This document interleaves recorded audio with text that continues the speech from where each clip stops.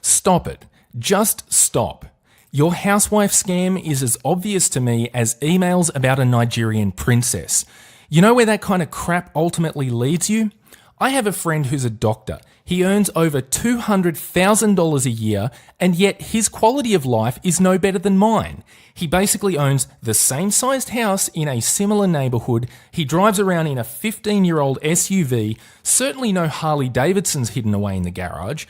This guy is earning well over $100,000 a year more than what I make, so where is all the extra money going? Well, it's going to the ex-wife, it's going to child support, it's going to his current wife, it's going to his kids that are still in his current wife's care.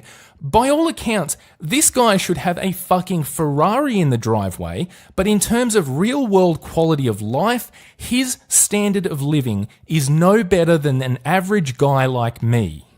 And here's the real kicker. He moved to get a better hospital placement, but his wife, despite wanting the extra money, refused to leave Melbourne. So they're currently living in separate cities. So on top of his own living costs in his current city, he is literally continuing to fund her completely separate, lavish lifestyle in Melbourne. Forget divorce. This guy is married and flipping every bill, and he is still lucky if he sees his kids once a month. All of this outgoing money is being redistributed to all of these women, but despite that, despite the fact that he's actually still married to this stay-at-home twat, he's still on his own cooking and cleaning for himself, just like I am. And in the meantime, he's not even getting laid. Like, I get laid more than him and I'm paying nothing. I mean, Jesus fucking Christ. You're talking over $100,000 difference in income. That is like $2,000 a week. If you're truly that desperate that you can't go without women in your life, can you even imagine the high-class escorts you could be hiring for $2,000 a week? It's unfucking believable, and that's to say nothing of the other domestic services like the maid you could hire to clean and maintain your house once or twice a week for far less. Supporting a wife, particularly a stay-at-home wife, is a bad fucking choice. As a man, it is just about the worst decision you could ever make. You are quite literally flushing your quality of life right down the toilet. A stay-at-home wife will contribute virtually nothing on top of what you are already doing as a bachelor, and half of your resources, half of the grueling hours you have to work each week will be spent supporting her lazy, entitled ass. I am so goddamn sick of stupid, trad-cuck fraud victims trying to sell me the line that women aren't your enemy, we all just need to work together. Fuck that. Women had their chance, and every chance they got, they chose to collectively stab men in the back. Even the supposedly good traditionalist women. Nowhere along this entire spectrum are men and women ever equal partners. At every stage, marriage is a one-way relationship of domestic parasitism. At one end of the spectrum, you have men working 51 hours a week to support the family. And his wife's contribution? Provided she's not just reheating leftovers that night, she might spend an hour or two tops putting some chicken in the oven and throwing a few clothes in the automated washing machine. Basic domestic duties that I easily perform on top of my 40-hour work week now.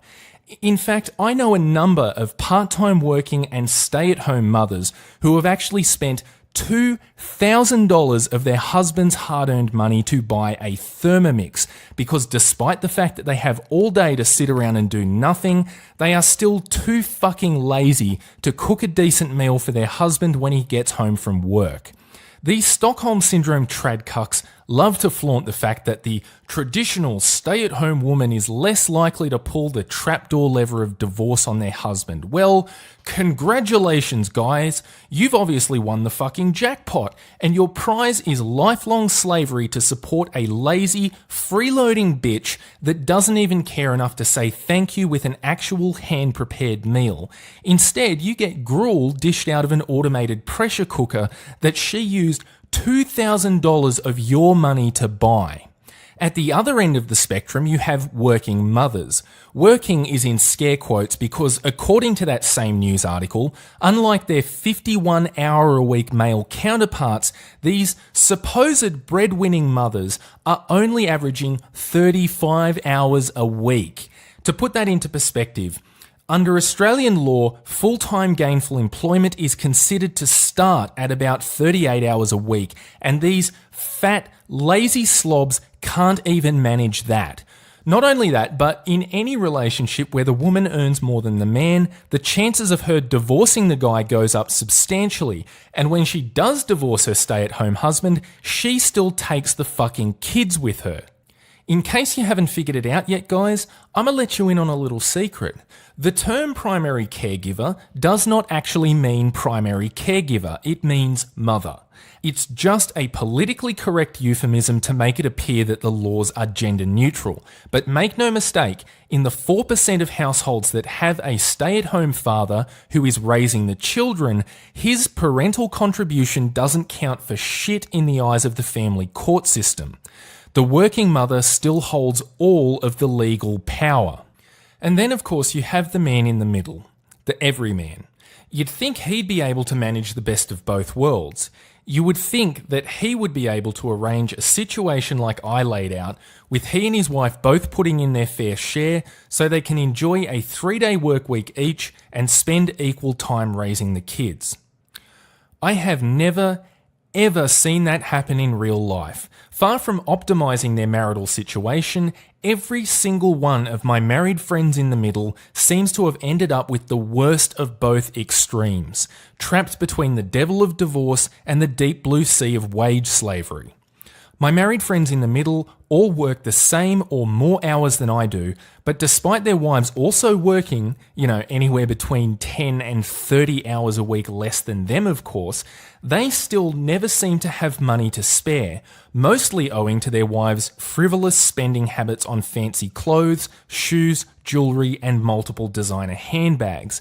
Need you be reminded that despite the 77 cents on the dollar earning gap that feminists constantly harp on about, these poor oppressed women somehow still control over 80% of all consumer spending. And the entire time, these everymen in the middle seem to be constantly berated by their wives in equal measure for not going out and earning more money, whilst simultaneously not being around the house more to do chores. I recall one friend of mine who had his kitchen renovated. He called me up to come and help him move some of the bigger items stored in his shed back into the house. So there we were in the mid-afternoon heat of the Australian summer, carrying fridges and dining room tables around. Once the larger, heavier items were done, my friend decided that that was enough for the day. It was too hot, and he didn't really need help moving the smaller cardboard boxes filled with cookbooks and cutlery. So we sat down on the back step of his house and cracked a beer to celebrate our afternoon's work. But of course, the wife starts complaining.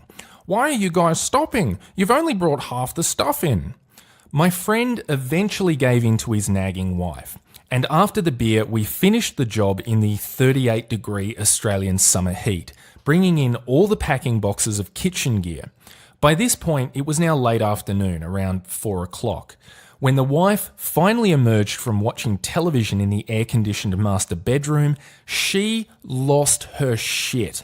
Wouldn't you know that by bringing in the rest of the packing boxes, like she demanded, we had made the newly renovated kitchen look messy, and she had girlfriends coming over in an hour to drink wine.